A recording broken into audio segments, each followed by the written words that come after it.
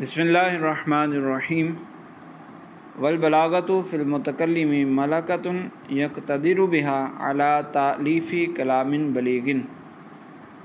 بلاغت فی الکلام کی تعریف مکمل ہونے کے بعد مصنف نے بلاغت فی المتکلم کا ذکر کیا۔ تو بلاغت فی المتکلم کی تعریف ہے کہ ملکۃ، بلاغت فی المتکلم ایک ملکہ ہے، ایک صلاحیت ہے، ایک قوت راسخہ، کیفیت راسخہ فی النفس ہے۔ ملکہ کی تفصیلی وضاحت فصاحت فی المتکلم میں ذکر ہوئی تھی۔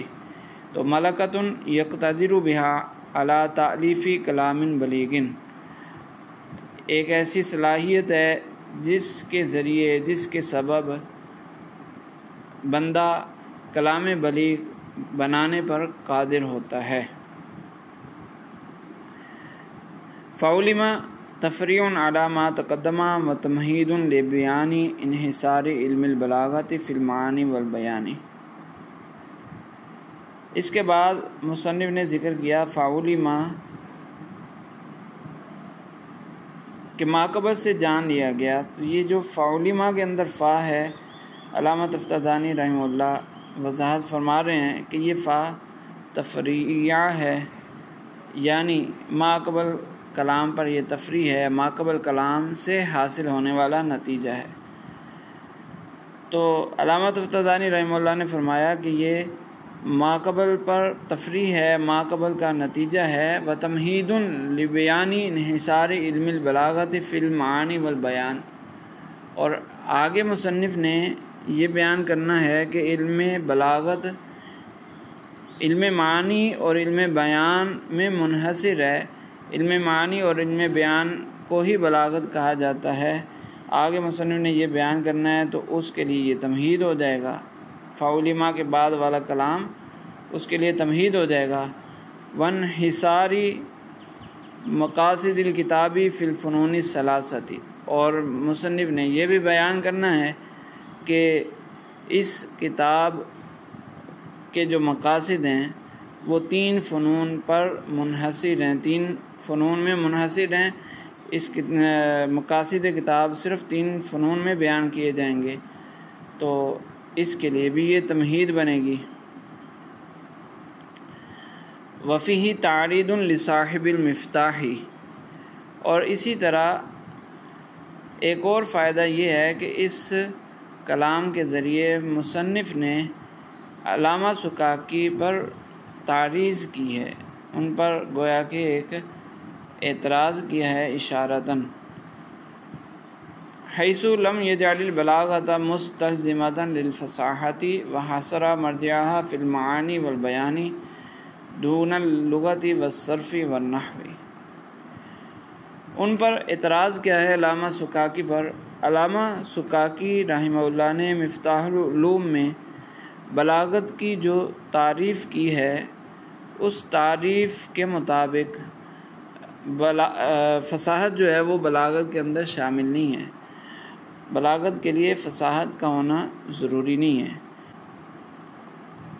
کیونکہ انہوں نے بلاغت کی تعریف کی کہ بلوغ المتکلم فی تأدیۃ المعانی حدا لہ اختصاص بتوفیۃ خواص التراکیب حقها وانواع التشبیہ والمجاز والکنایۃ علی وجہها۔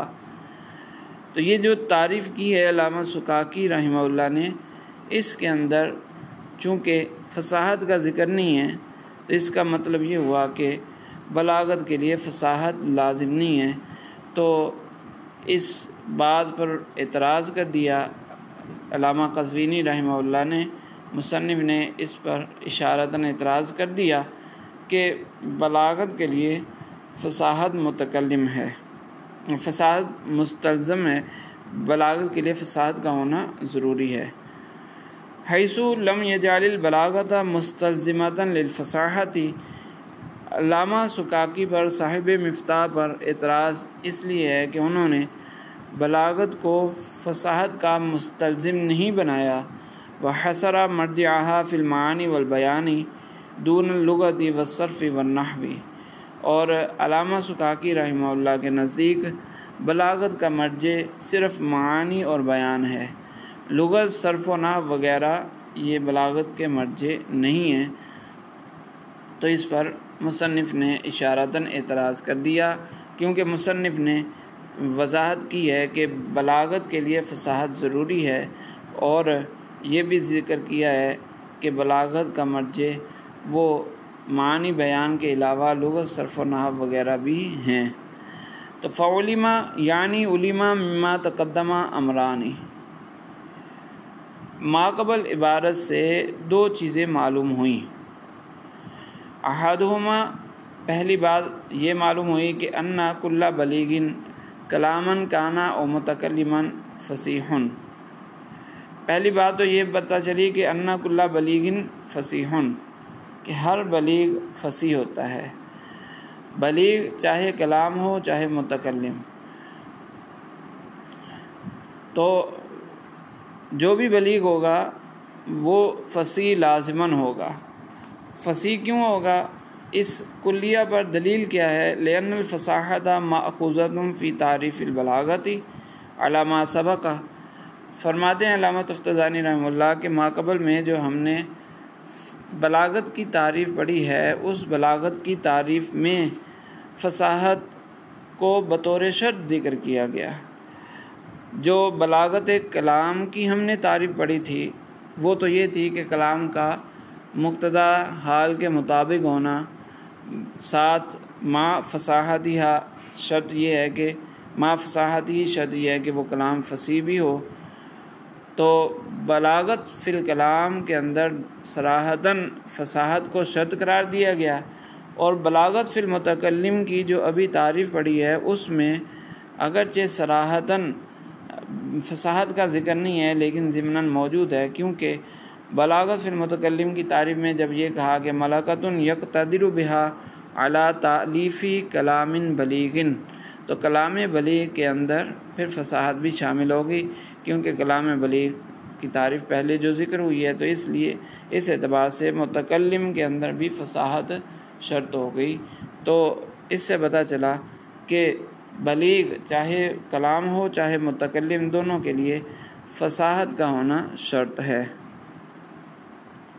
ولا اقصا ای لیس کل فصیح بلیغن، اس کا عکس نہیں ہے، اس کا یعنی ایسا نہیں ہے کہ ہر فصیح بلیغ ہو، ایسا نہیں ہے۔ عکس سے مراد یہاں عکس لغوی ہے، تو لیسا کل فصیح بلیغن ایسا نہیں ہے کہ ہر فصیح بلیغ ہو، وہو ظاہر، اور یہ بات واضح ہے، کیونکہ فصاحت پہلا درجہ ہے اور بلاغت اس کے بعد دوسرا درجہ ہے، تو جو فصیح بنے گا لازم نہیں کہ وہ بلیغ بھی ہو۔ فصاحت کی وضاحت تو پہلے ہو چکی تھی کہ یہ فلاں خرابی سے جو بچا ہو وہ کلام فصیح ہوگا، اور کلام بلیغ کون سا ہوگا؟ کلام بلیغ وہ ہوگا جو ان غلطیوں سے بچنے کے بعد پھر مقتضا حال کے مطابق بھی ہو۔ تو لازمی نہیں کہ جو کلام غلطیوں سے بچ جائے وہ مقتضا حال کے بھی مطابق ہو، لہٰذا یہ کوئی ضروری نہیں ہے کہ ہر فصیح بلیغ ہو۔ بعض اوقات ایسا ہوگا کہ فصیح بھی ہوگا بلیغ بھی ہوگا، اور بعض اوقات ایسا ہوگا کہ فصیح ہوگا اور بلیغ نہیں ہوگا، وہ ہوا ظاہر، اور یہ بات واضح ہے۔ تو جو ماقبل سے ہمیں یہ بات پتہ چلی ہے، یعنی تعریفوں سے بلاغت فی الکلام اور بلاغت فی المتکلم کی تعریفوں سے یہ ہمیں سمجھ آیا، اور اسی طرح فصاحت کی تعریفوں سے ہمیں یہ سمجھ آیا کہ بلاغت کے لیے فصاحت شرط ہے لیکن فصاحت کے لیے بلاغت شرط نہیں ہے۔ یہ ایک بات ہمیں معلوم ہوئی، اور علامہ سکاکی پر اس کے ذریعے اعتراض بھی ہو گیا۔ والثانی، اور دوسری بات ماقبل سے جو معلوم ہوئی وہ یہ ہے کہ ان البلاغت فی الکلام مرجعها الی الاحتراز عن الخطأ فی تعدیۃ المعنی المرادی۔ دوسری بات ہمیں یہ پتہ چلی کہ بلاغت کلام کا مرجع کیا ہے، مرجع ہمیں معلوم ہوا۔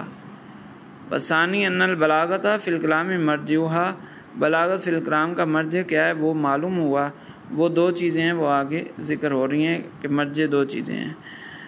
وَهُوَ مَا يَجِبُ أَن يَحْصُلَ، یہ مرجع کا جو لفظ آیا علامہ تفتازانی رحمہ اللہ نے اس کی وضاحت بھی کر دی درمیان میں کہ مرجع سے یہاں مراد کیا ہے. تو مرجع سے مراد یہ ہے وَهُوَ مَا يَجِبُ أَن يَحْصُلَ حَتَّى يُمْكِنَ حُصُولُهَا، بلاغت کا مرجع وہ چیز ہوگی کہ جس کو حاصل کرنا لازم ہو تاکہ بلاغت کو حاصل کرنا ممکن ہو جائے. ایک شے دوسری شے کے لیے مرجع ہے تو مرجع اس کو کہیں گے کہ دوسری شے کا حاصل کرنا جس کے بعد ممکن ہو جائے. جس کے بعد دوسری شے کا حاصل کرنا ممکن ہو جائے تو وہ پہلی شے مرجع کہلائے گی. تو بلاغت کا مرجع پھر وہ ہوا کہ بلاغت کو حاصل کرنا، بلاغت کا پایا جانا جس کے بعد ممکن ہو، وہ مرجع بلاغت کا مرجع ہوگا. کما قالو، جیسا کہ علماء نے کہا کہ مرجع الصدق والکذب الی طباق الحکم للواقع ولا طباقہ، صدق اور کذب کا مرجع وہ حکم کا واقع کے مطابق ہونا یا نہ ہونا ہے. ای ما بہ یتحققان و یتحصلان، یعنی صدق اور کذب جس کے ساتھ ثابت جس کی وجہ سے جس کے ذریعے ثابت ہوتے ہیں اور حاصل کیے جاتے ہیں، وہ چیز کیا ہے وہ طباق حکم ہے، حکم کا واقع کے مطابق ہونا اور نہ ہونا. تو اسی طرح بلاغت کا مرجع وہ ہوگا کہ جس کے ذریعے بلاغت حاصل ہو سکے. جس طرح حکم کے واقع ہونے نہ ہونے کے ذریعے صدق اور کذب حاصل ہوتا ہے، اسی طرح بلاغت کا جو مرجع آگے دو چیزیں ذکر کی ہیں ان چیزوں کے ہونے نہ ہونے سے بلاغت کا ہونا نہ ہونا ثابت ہوگا. تو وہ دو چیزیں کیا ہیں جو بلاغت کا مرجع ہیں؟ فرمایا الی الاحتراز عن الخطأ فی تادیۃ المعنی المرادی. پہلی چیز بلاغت کلام کا جو مرجع ہے وہ پہلی چیز یہ ہے کہ معنی مرادی کو ادا کرنے میں غلطی سے بچنا، یہ بلاغت کا مرجع ہے. یعنی معنی مرادی کو ادا کرنے میں غلطی سے بچے گا تو پھر بلاغت آ سکتی ہے. وَإِلَّا لَرُبَّمَا أَدَّى الْمَعْنَى الْمُرَادَ بِكَلَامٍ غَيْرِ مُطَابِقٍ لِمُقْتَضَى الْحَالِ فَلَا يَكُونُ بَلِيغًا لِمَا مَرَّ مِن تَعْرِيفِ الْبَلَاغَةِ، کہ اگر معنی مرادی کو ادا کرنے میں غلطی سے بچنے کو مرجع نہ بنایا جائے تو پھر تو یہ ہوگا کہ بعض اوقات کوئی شخص اپنے معنی مرادی کو ادا کرے گا ایک ایسے کلام سے جو مقتضی حال کے مطابق نہ ہو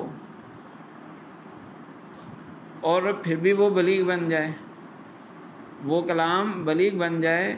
چونکہ معنی مرادی کو ادا کرنے میں غلطی سے بچنا بلاغت کا مرجع نہیں ہے، تو اگر کوئی معنی مرادی کو ادا کرنے سے معنی مرادی کو ادا کرے ایک ایسے کلام سے جو مقتضی حال کے مطابق نہیں ہے تو پھر وہ کلام پھر بھی بلیغ رہے گا، حالانکہ حقیقتاً تو وہ بلیغ نہیں ہے.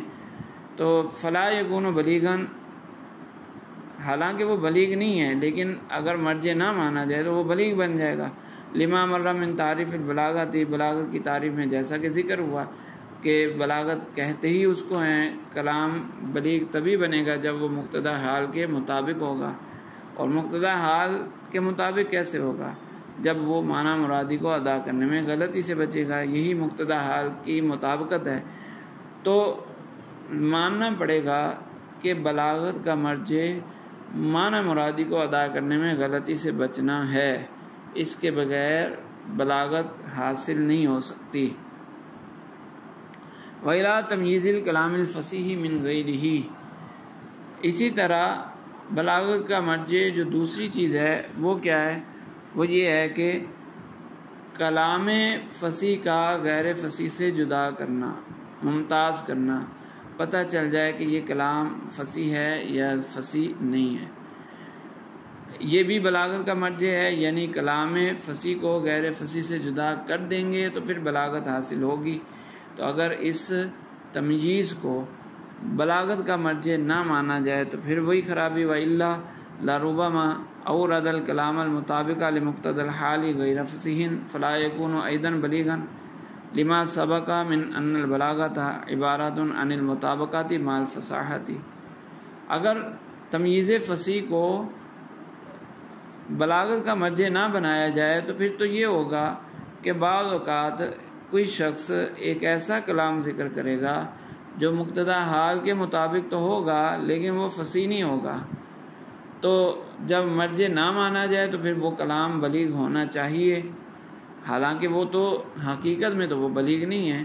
فلا یکون ایضاً بلیغاً، حالانکہ وہ بلیغ نہیں ہے، لما سبق، کیونکہ پہلے یہ بات تفصیل سے گزر چکی کہ من ان البلاغۃ عبارۃ عن المطابقات مع الفصاحۃ، کیونکہ یہ بات پیچھے گزر چکی ہے نا کہ بلاغت نام ہے، بلاغت فی الکلام یہ نام ہے مطابقت اور فصاحت دو چیزوں کا، جب یہ نام ہے یعنی دو چیزوں سے مل کر بلاغت بنتی ہے، تو اگر تمییز فصیح عن غیرہ کو بلاغت کا مرجع نہ مانا جائے تو اس کے بغیر بھی بلاغت حاصل ہو جائے گی، جو بلاغت کی ذکر کردہ تعریف کے خلاف ہے، لہٰذا ماننا پڑے گا کہ کلام فصیح کو غیر فصیح سے جدا کرنا یہ بھی بلاغت کا مرجع ہے۔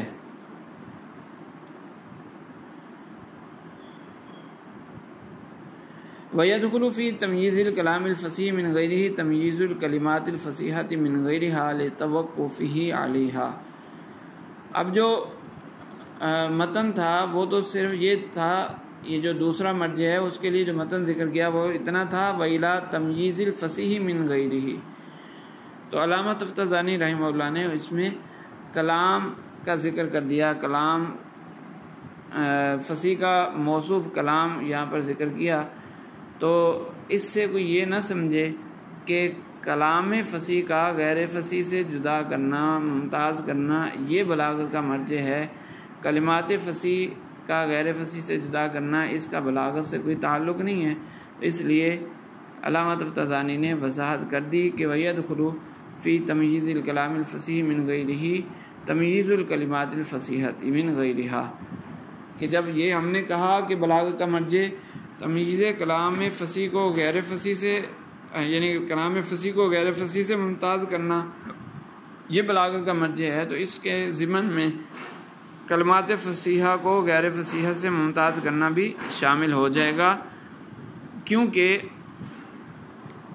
جو کلام فصیح تھا، فصاحت فی الکلام کی تعریف میں فصاحت فی الکلمات شرط تھی، تو جب فصاحت فی الکلام کہہ دیا تو اس کے اندر ضمناً فصاحت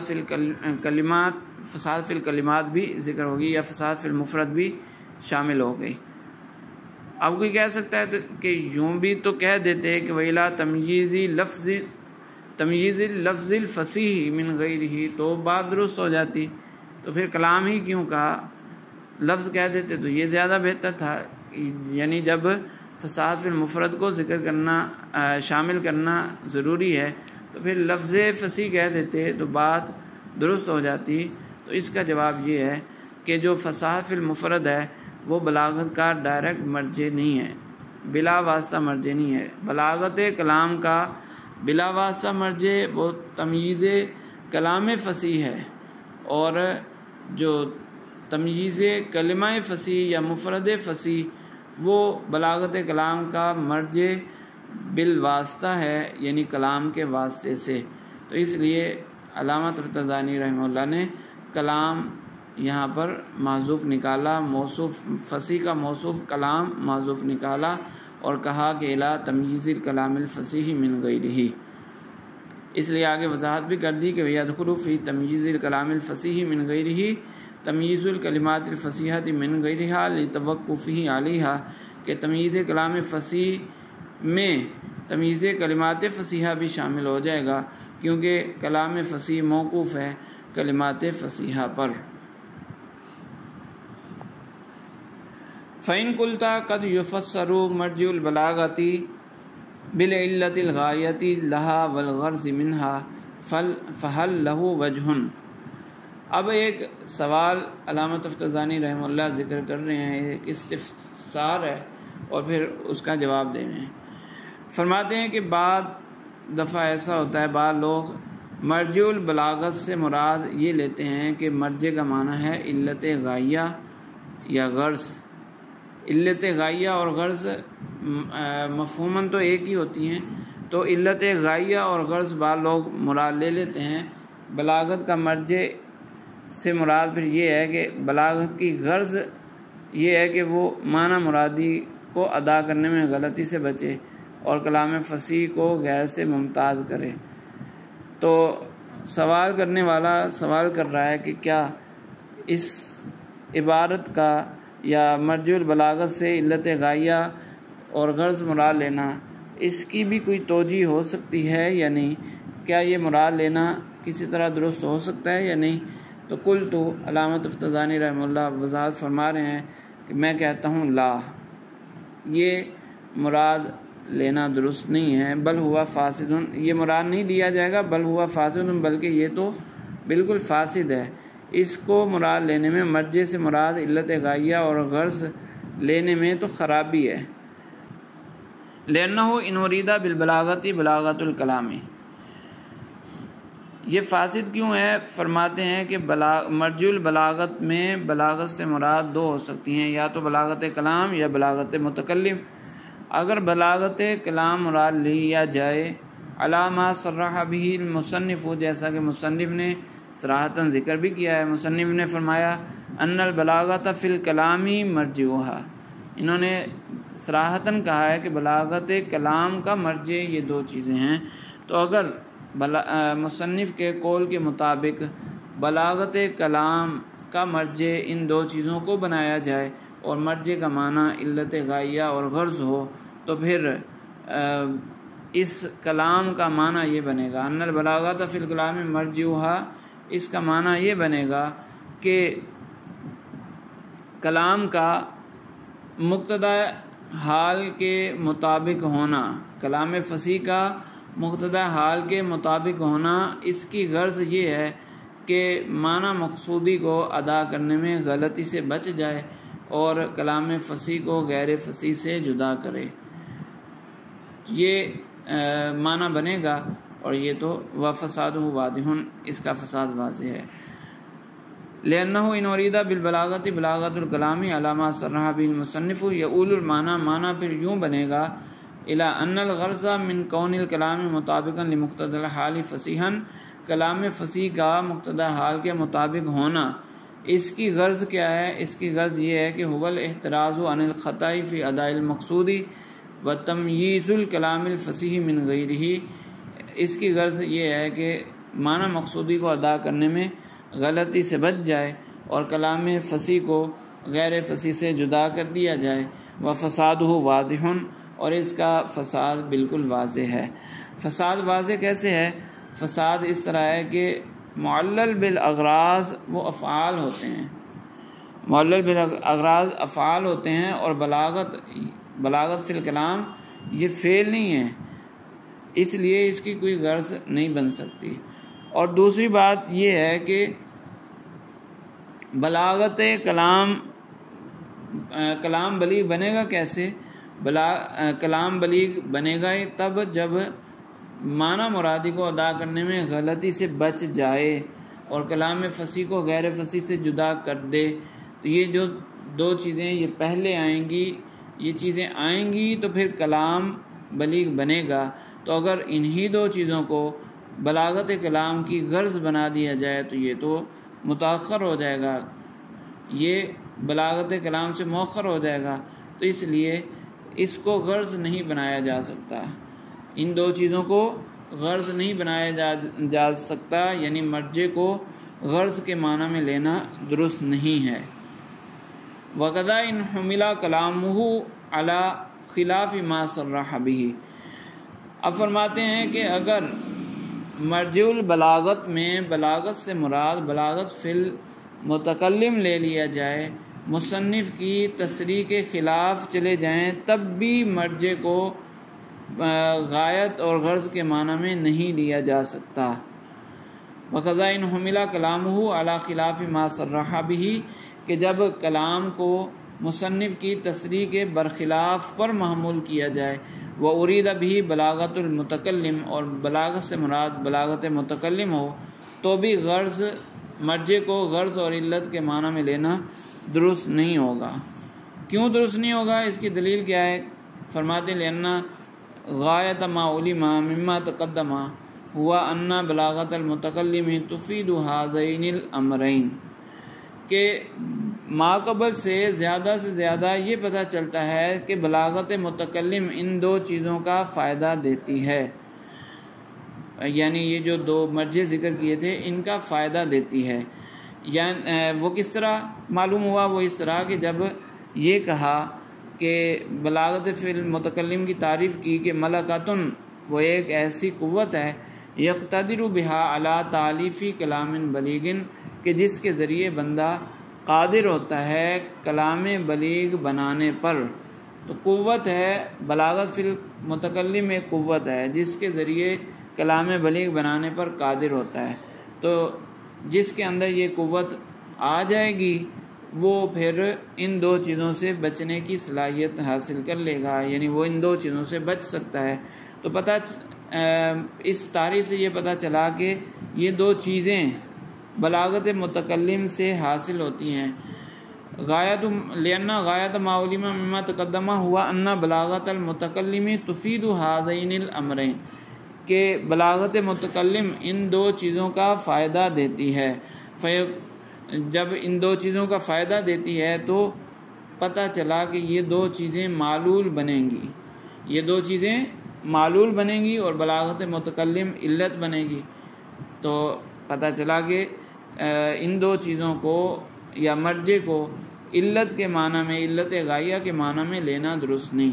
یہ تو مرجع، یہ جو دو چیزیں ہیں یہ تو معلول بن گیا ہے، چونکہ بعد میں حاصل ہو رہا ہے، بلاغت متکلم کے بعد حاصل ہو رہا ہے، لہذا یہ دو چیزیں تو معلول بن گئیں، علت تو نہیں ہو سکتی۔ اور اس کو غرض بھی نہیں بنا سکتے، کیونکہ اگر ایک چیز دوسری شے سے حاصل ہوتی ہے، ایک شے دوسری شے سے حاصل ہوتی ہے تو لازمی نہیں کہ وہ اس کی غرض بھی ہو۔ مثال کے طور پر کسی نے باغ کے گرد دیوار بنائی تو دیوار سے سایہ بھی حاصل ہوگا، دیوار سے حاصل ہونے والی چیز ہے سایہ، لیکن دیوار بنانے کی غرض سایہ حاصل کرنا تو نہیں ہے۔ تو ہر حاصل ہونے والی چیز وہ اس شے کی غرض نہیں ہوتی، تو نہ تو اس کو غرض بنا سکتے ہیں نہ ہی علت غائیہ بنا سکتے ہیں۔ اور تتوقف علیہما، یا پھر ماقبل سے یہ معلوم ہوتا ہے کہ بلاغت فی المتکلم ان دو چیزوں پر موقوف ہے، یعنی بلاغت فی المتکلم کی تعریف سے ہمیں یہ معلوم ہوتا ہے کہ بلاغت فی المتکلم ان دو چیزوں جو دو مرجع ذکر کیے ہیں ان پر موقوف ہے۔ وہ کس طرح؟ وہ اس طرح کہ یہ کہا کہ ملکاتن یقتدر بہا، کہ بلاغت فی المتکلم ایک ملکہ ہے جس کے ذریعے اس کو قدرت حاصل ہوتی ہے۔ تو ملکہ وہ بار بار تکرار سے حاصل ہوتا ہے، جس طرح کہ فصاحت فی المتکلم کی تعریف میں ملکہ کی وضاحت ہوئی تھی۔ تو اس کا مطلب یہ ہوا کہ بار بار وہ معنی مرادی کو ادا کرنے میں غلطی سے بچے گا، بار بار وہ کلام فصیح کو غیر فصیح سے جدا کرے گا، تو اس کے اندر ملکہ پیدا ہو جائے گا جس کے ذریعے وہ مزید کلام بلیغ کرنے، مرکب کرنے پر قادر ہوگا۔ تو اگر یہ مان لیا جائے کہ یہ دو چیزیں وہ بلاغت فی المتکلم سے پہلے ہیں، بلاغت فی المتکلم کا مرجع ہیں یہ دو چیزیں، اور تعریف سے یہ سمجھ آتا ہے کہ یہ دو چیزیں بلاغت فی المتکلم سے پہلے ہیں، تو یہ غرض تو نہیں بن سکتی، کیونکہ غرض تو مؤخر ہوتی ہے، مقدم نہیں ہوتی۔ ولم یعلم انہما غرض منہا وغایۃ لہا، لہٰذا یہ پتہ نہیں چلتا، ماقبل تعریف سے یہ پتہ نہیں چلتا کہ یہ دو چیزیں بلاغت فی المتکلم کی غرض ہیں یا بلاغت فی المتکلم کی غایت ہیں، یہ کہیں سے بھی پتہ نہیں چلتا، اس لیے مرجع کو غرض اور علت غائیہ کے معنی میں لینا درست نہیں ہے۔ درست وہی ہے جو ہم نے ذکر کیا، فالرجوع الی الحق خیر، لہٰذا حق کی طرف رجوع کرنا یہی بہتر ہے۔ فالحاصل، خلاصہ کیا ہوا؟ خلاصہ یہ ہے کہ ان البلاغۃ ترجع الی ھذین الامرین، بلاغت کا تعلق ان دو چیزوں سے ہے، بلاغت لوٹتی ہے ان دو چیزوں کی طرف۔ والاقتدار علیہا یتوقف علی الاتصاف بھذین الوصفین، اور بلاغت پر قدرت حاصل کرنا یہ موقوف ہے ان دو چیزوں کے ساتھ متصف ہونے پر۔ وہ دو چیزیں یعنی معنی مرادی کو ادا کرنے میں غلطی سے بچنا اور کلام فصیح کو غیر فصیح سے جدا کرنا۔ وَهُوَ أَمْرٌ يُتَحَصَّلُ وَيُكْتَسَبُ مِنْ عُلُومٍ مُتَعَدَّدَةٍ، اور یہ جو دو وصف ہیں، ان دو وصفوں سے متصف ہونا یہ ایک ایسی چیز ہے جس کو حاصل کیا جاتا ہے اور کئی علوم سے اس کا اکتساب کیا جاتا ہے۔ بعد سلامت الحس، حس کے سلامت ہونے کے بعد، کہ فصاحت کے اندر ہم نے پڑھا تھا کہ کچھ چیزیں وہ ہیں کہ جن کی پہچان حس سے ہوتی ہے، ذوق سلیم سے ہوتی ہے، اور کچھ چیزیں دیگر علوم سے ہوتی ہیں۔ فمرجع البلاغۃ الی تلک العلوم جمیعا لا الی مجرد المعانی والبیان۔ تو پتہ چل گیا، اس تفسیر سے ہمیں معلوم ہوا کہ بلاغت کا تعلق، بلاغت کا مرجع وہ یہ سارے علوم ہیں، یعنی علم معنی، بیان، صرف، نحو، لغت وغیرہ، یہ سارے علم بلاغت کا مرجع بنیں گے۔ لا الی مجرد المعانی والبیان، ایسا نہیں ہے کہ علم بلاغت کا تعلق صرف معنی اور بیان سے ہے، جیسا کہ علامہ سکھاکی رحمہ اللہ نے ذکر کیا۔ تو علامہ سکھاکی رحمہ اللہ کی یہ بات درست نہیں ہے، درست بات یہی ہے جو علامہ قزوینی رحمہ اللہ نے ذکر کی۔